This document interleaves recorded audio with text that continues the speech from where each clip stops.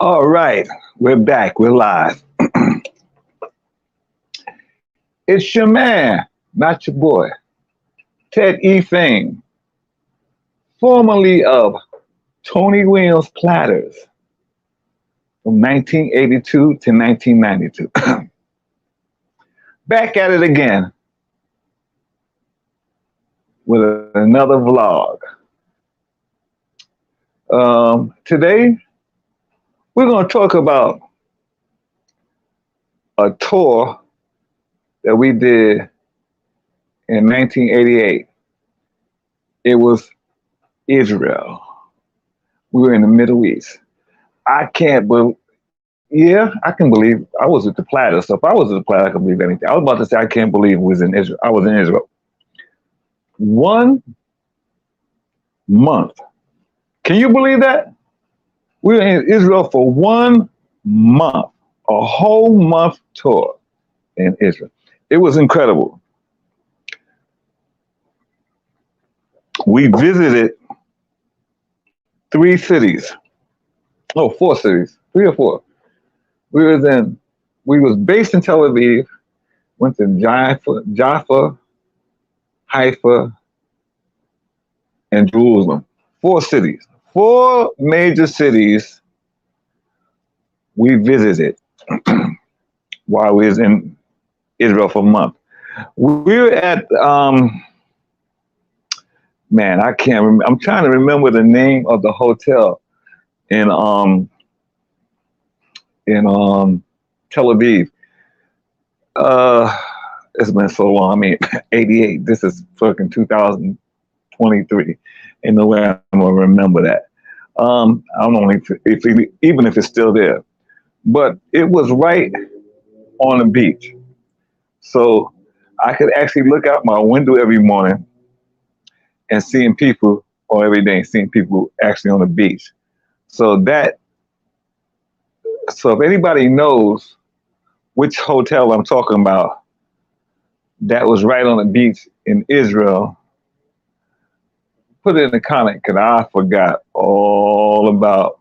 It's been so long. Hold on a second. I'm trying to find the YouTube. I know it's here. It's got to come up. That's strange. It's not coming up. I think I have it on YouTube, right? I'm posted on YouTube. I gotta be posted on YouTube. I'm sure I'm posted on YouTube. You know what? Maybe I'm not. So what I'm gonna do is I'm gonna end this live. Oh, yes, I am. Ooh, see? I was about to make a mistake. There it is. It just takes a time to come up. But there it is. That is it. My bad. Thank you, Stream. StreamYard is incredible. I have to give StreamYard a lot of credit because StreamYard is making it possible for me to go live without going through the YouTube protocol, meaning that you have to have a certain amount of subscribers before you can go live. As you can see, I don't have that many subscribers. This channel is actually new all over again. I had a channel, long story. It was terminated for some violations. It don't matter. I got a new channel now. So this is my new channel here. And whatever I did wrong in the old channel, I'm doing right in this channel. So getting back to my story. This was Israel, 1988. Now, you got to bear with me on these dates because I didn't keep any records. So everything is coming from my memory. And I just turned 64 years old. So I'm not sure if my memory is as accurate as it used to be. But it's good enough because I still remember a lot of stuff. So like I said, 88 or 89, one of those months. We were there for 1 month. We started the tour in Tel Aviv. The tour started out messed up from jump. Our luggage was booked on another flight that went totally somewhere else with all our tuxedos and our other clothes. Only clothes we had were clothes we were wearing. And we had a show. I always say we had a show. We got there that night. We got there, I don't know the date, but we got there in the evening and we had a show the next day. Our luggage didn't come, so this is what they did. They got all our measurements. It was funny. And they actually got us some of the workers' uniforms, the hotel uniform or the place established uniform where we was performing at for that first show. And we performed in those outfits. That shit was crazy. I just remember that. I never told this story before because I totally forgot all about it, but I'm remembering stuff now, and I remember the first night we got in Israel. In that first performance. And I guess by the time, if I'm not mistaken, by the time we got to our second performance, our luggage had arrived with our actual tuxedos that we used for the show. So it finally got there for the second show. But that first show was crazy. That first show I felt like the bellhop. It looked like those bellhop outfits. I'm serious. And we all had those. Tony had to wear it too. We all had. That's all we had. Wait a minute. No, Tony might have had a suit. But the Platters, we had those outfits on. And Helen had a dress. But we had those outfits on, the rest of us.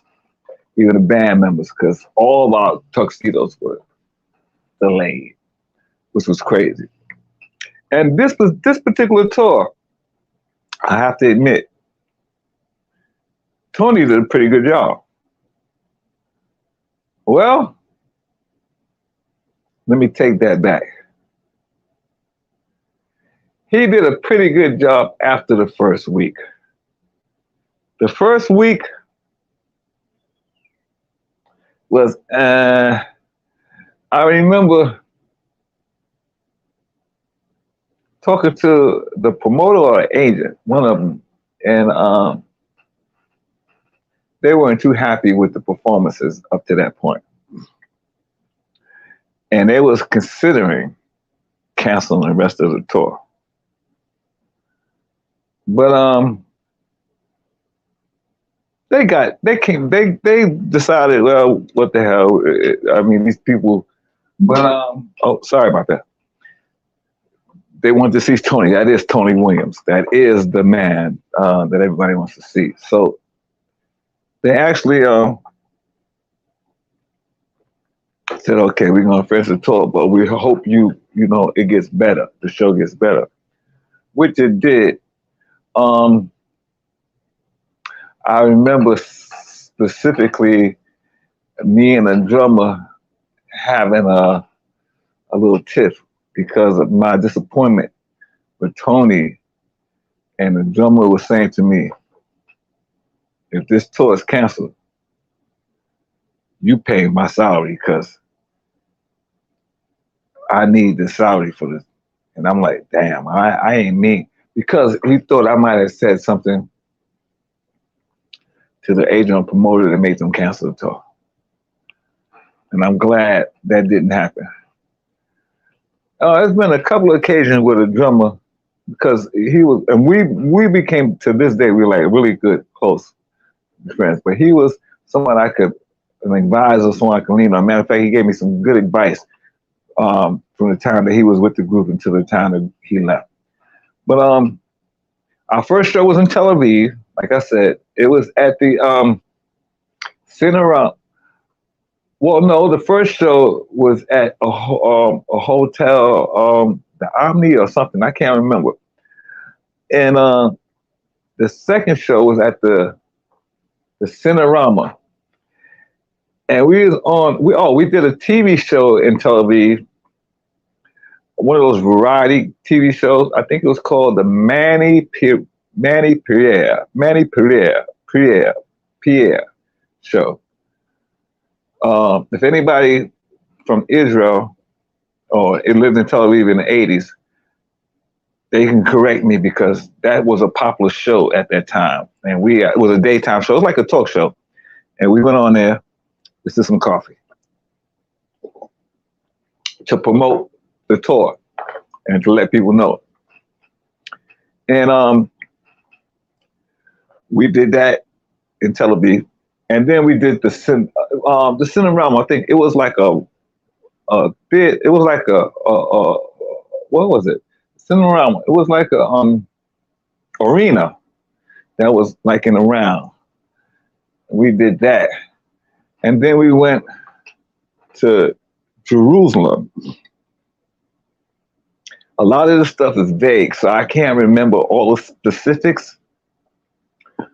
Like I can't remember where we played at in Jerusalem.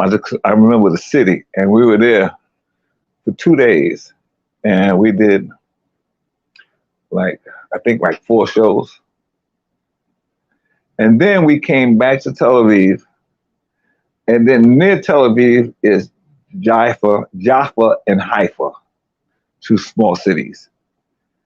And we played at those. We played an afternoon show in Haifa and Jaffa, and in Haifa or Jaffa, I can't remember which one. And the thing I remember the most about that afternoon show, it was like a brunch show, and they had the tables that was part of the freaking stage. It was like a walkway to the stage. Well, no, the tables was like right on top of the walkway. There's a walkway that goes right down the middle of the stage that goes out into the audience. So whoever singing lead can walk down there.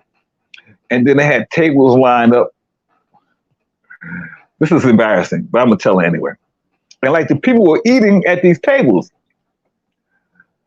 So we're the only act. Like I don't know if I said before, I did say it before in one of my other lives. But when we go on tour and we're the only act, there's no other act on the show but us, then we'll do like an hour, 15 hour, 20 minutes. But when we're with other acts, we'll just do the hits. So we'll do like 25 to 30 minutes. Well, this is one of those shows where we're the only act. So we had to do an extended show. So when we do extended shows, each of the members in the group gets to sing solo. So by this time, they had gave me a featured spot in the show where I'm singing 2 songs. And the first song is a song that was made popular by the Platters in the 60s after Tony left. It wasn't a number 1, but it was I think a top 10 hit. It was called Washed Ashore, and was sung by Sonny Turner, who actually took Tony Williams' place after Tony left the Platters. So I sung that song, Washed Ashore, and I also sung Shout by the Isley Brothers, which was like the encore song that we left at the end of the show to like the big encore. After we would sing My Prayer. We would do Shout and then My Prayer and leave the stage. That's how we end the show. So getting back to Washed Ashore. So Washed Ashore is like in the middle of the set. So how old was I? I had to be like 28, 27, 28, 29, somewhere around there. So I got all this energy, and I'm a big Michael Jackson fan. So I had incorporated in my routine to do that spin that Michael does, and I had got it down to do a three spin pirouette, and I had it really good. And I thought I was going to be like kind of cool and show up in front of these people. Now, my problem was that walkway was kind of narrow. So it wasn't really wide enough. So I didn't have the confidence I should have had because it was narrow. Because I knew if I stumbled, that's it. I'm going to fall off right on somebody's table, which is actually what happened. So I did the spin. And for some reason, I didn't feel comfortable coming out of the spin. And when I came out of the spin, I stumbled. And as soon as I stumbled, I fell right on the freaking table where people was eating at. Oh, man, that was so embarrassing, man. Oh, Jesus Christ. Right on the freaking table. luckily enough, they had, I don't know if they had any food on the table or not. No, they didn't have any food on the table. I think they just had some drinks. Yeah, some drinks and some other knickknacks on the table. They didn't have no real food. So I didn't really make a disaster, but it was embarrassing falling off that stage. They helped me back up. The band didn't stop playing. They kept playing. I got back up and I just started singing again and picked up where I left off at. Uh, so that's the moment I'll never forget in Haifa. I think it's Haifa or Jaffa. I know it was close enough to Tel Aviv that I actually walked back to to the hotel from that venue. So which one, if anybody from Israel know, which one is closer to Tel Aviv, Haifa or Jaffa? One of the two. Because I did walk back. Because I just felt like I felt like walking for some reason. I can't remember all the details. Also, this was during a time where there was a lot of, I guess it's still to this day, a lot of hostility with the Palestinians and the Israelis. And the Palestinians can come into Israel to work, but they have to leave Israel after 6 p.m., by 6 p.m. And if they're still in Israel after 6 p.m., they can get arrested or fined or something. Well, anyway, the reason I'm telling you the story is because the reception at the front desk, man, this girl was cute, fine as hell, but she was Palestinian, right? And I wanted to take her out for some drinks and get to know her, man. I mean, she was fun, you know? And she was giving me some rhythm, like, yeah, I like to hang out with you. But I can't because I got to go back across the border to Palestine before 6 o'clock, right after work, or I'm going to be in trouble. And I was so mad. And, you know, it made me think, from being a black man, it made me thought about segregation, with what we had to go through back in the 60s and before that in this country. So I felt a kind of way about that, man.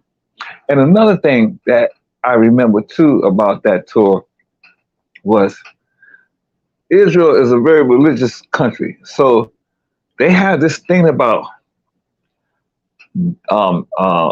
dairy products and mixing with meat. So for example, they had no fast food joints. They had no McDonald's, no Burger King, no Wendy's, none of that stuff, because they didn't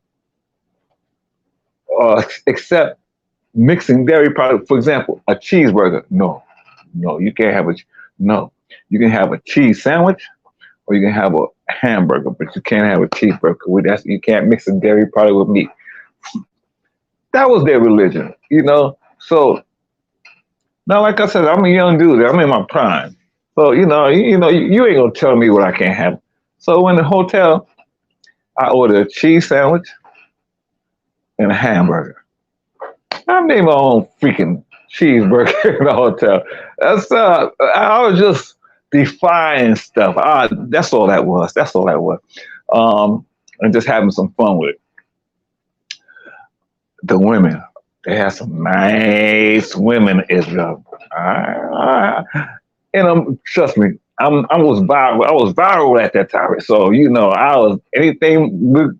Yeah, you read between the lines. So, good-looking man like myself, and I'm in my mid-20s.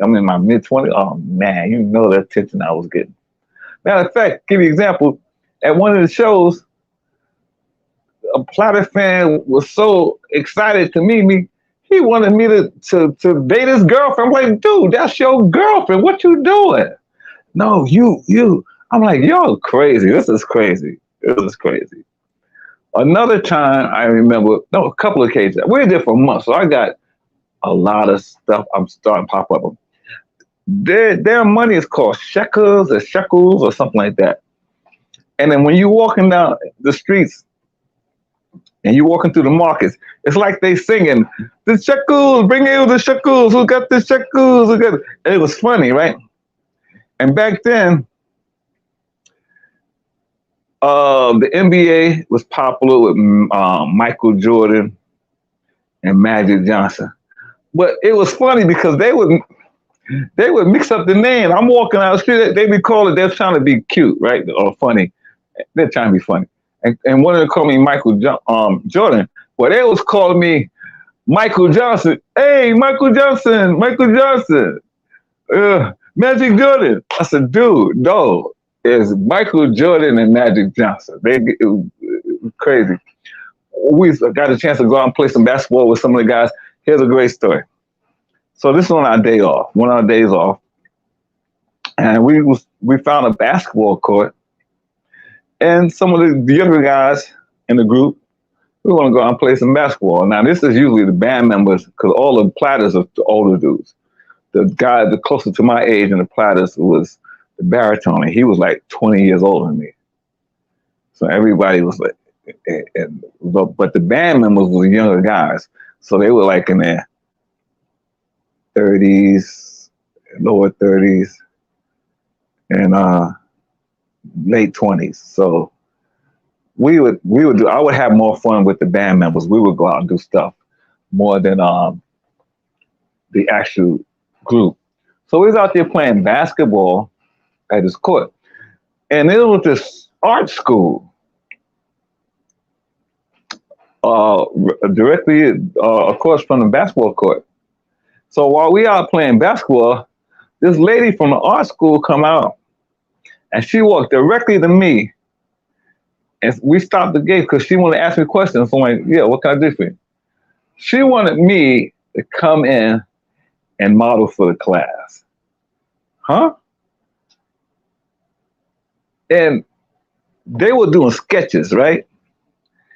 And I didn't know what kind of mom this was, but I was having fun playing basketball. So I told her, after we finished playing basketball, if I have time, I'll come in.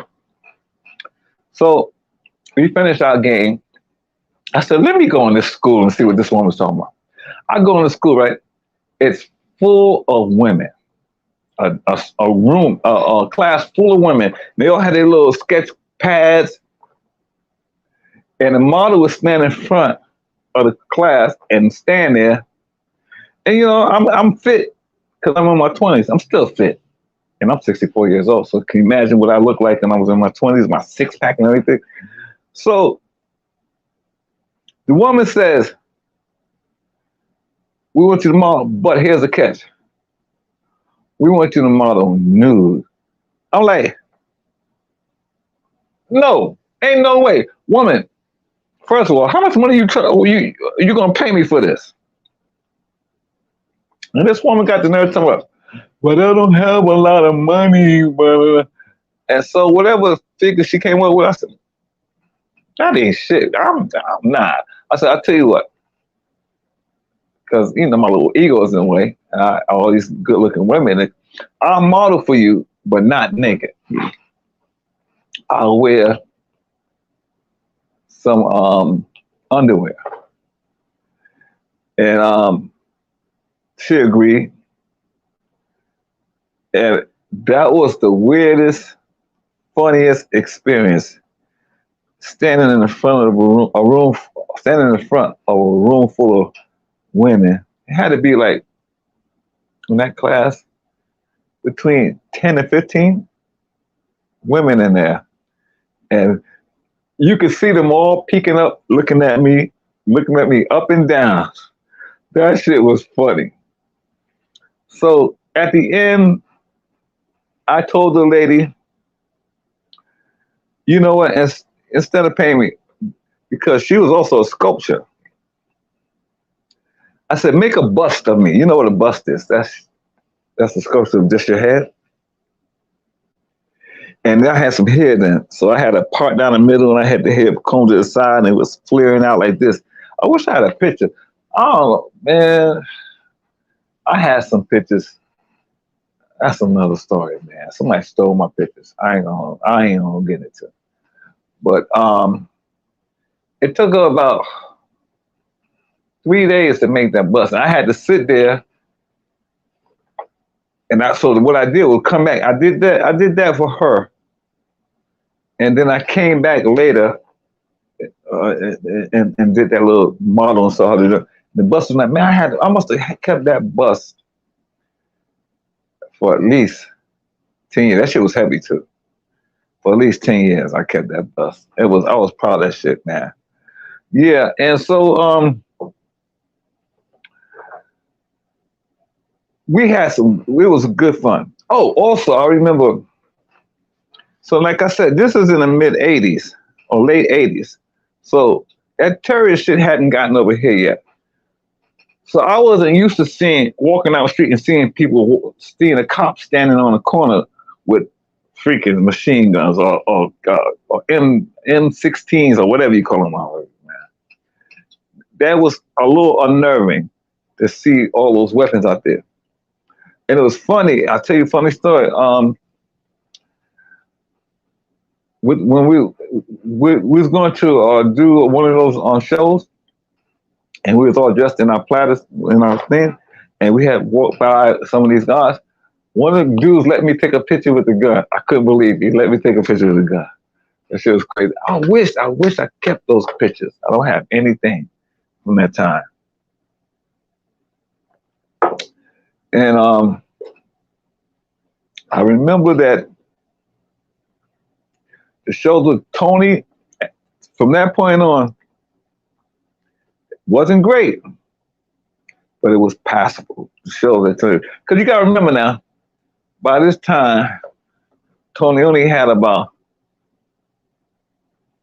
3 more years to live before he passed, or 4, depending on what year it was. If it was 88, he died in 92, so that's 4 years. If it was 89, he died in 92, so it was 3 years. So we was close to the end of Tony's life. So the reason I keep saying about Tony's performances, because the closer we got to the end of his life, the worse his performances got. It got so bad it was like kind of embarrassing being on stage, man. I ain't gonna lie. I'm gonna be honest. Tell you the truth. So those last few years of struggle. But at the same time, this is my first experience being on this stage, on this level. I mean, I was lucky and blessed to actually become a member of that group. And by the way, before I forget, I always have to mention this. Please go to my channel and subscribe if you're not a subscriber yet. Also, leave a comment. Also, go to my playlist. Check out some of my videos. I got videos of me performing with the Platters. I got videos of me doing my own shows with my own band. And I got my music that I recorded on there also. So you can find all that stuff on my page. Just go check it out. I'm not going to be long. I'm just gonna I like to make these videos enough to just entice you to keep coming back with these stories. Eventually, we'll get to the point where people will start engaging in conversation with me. So however long it takes, I got 10 years worth of story. 10 years worth of stories. And we just touching the iceberg now on all these stories I got to tell you. So we're going to keep them coming. I've already talked, you can go back to some of the previous lives when I talked about how I joined the group, how I got discovered by the group, my first show with the group.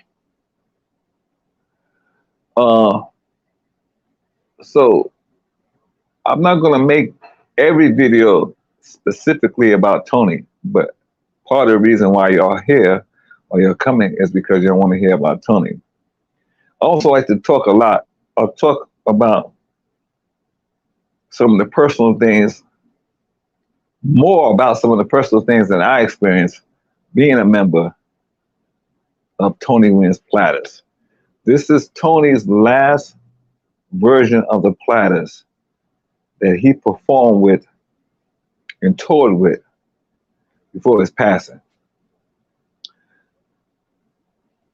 We didn't record. I think Tony's last recordings, actually we did.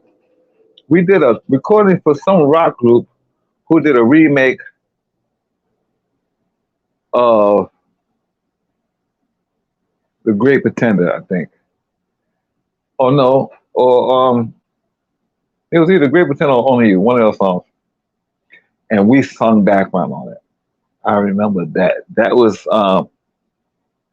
in the late 80s. I can't remember the name of the group.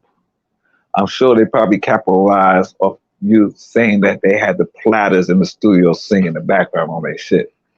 So look up that group, a rock group doing a cover of the Platters song. We didn't do no videos, so there's no videos. This would be a recording. Okay, so what I'm going to do now, I'm going to end this live because that was the Israel tour. That's all I had to talk about Israel. So what we're going to talk about next? I think the next time I come back live, we're going to talk about which tour? LA. We're going to talk about the LA tour, the Los Angeles tour. That was a festival. That was a 3-day festival. It was like the biggest rock and roll show. It was 1987, 87 or 88. And it was in the Mojave Desert. It was in the middle of where? Riverside in the Mojave Desert. The Sun Desert Tour, I can't remember, but I got the information out, and I'll have that to show you some stuff. I found some stuff online, and I'm going to share that with you guys on the next time I go live. So I'm going to go live again Wednesday. I'm going to try to do this live thing like at least 3 times a week, Monday, Wednesday, and Friday. So next time I will go live, it's going to be on Wednesday, and we're going to talk about the LA show. That wasn't a tour. We was only there for that one show, and then we came back. But it was the festival. And everybody who had a name from the 50s and early 60s was on that show. And we were the headliners. And we followed the Righteous Brothers. That's right. So I want to talk about that the next time. Okay, so until then, I'll be back. This is your man, not your boy, Ted E. Fame, formerly of Tony Williams Platters, from 1982 to 1992. Saying thank you for spending this time with me, and I look forward to seeing you again. All right? Peace.